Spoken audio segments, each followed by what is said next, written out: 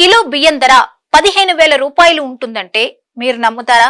అదేంటి, కిలో బియ్యానికి అంత రేటా అంటూ ఆశ్చర్యపోతున్నారా? అయితే ఈ స్టోరీ చూసేయండి. ఆ బియ్యానికి 15,000 పెట్టడంలో తప్పేం లేదని మీరే ఒప్పుకుంటారు. అయితే చూడడానికి సాధారణంగా మనం తినే బియ్యం లాగే ఉన్న ఈ బియ్యం పేరు కిన్మెమై.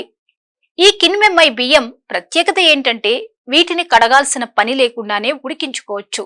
ఇది అత్యంత ఖరీదైన బియ్యంగా ప్రపంచ రికార్డు సాధించింది. అయితే జపాన్ లో ఈ కిన్మెమై బియ్యాన్ని టోయో రైస్ కార్పొరేషన్ పండించింది.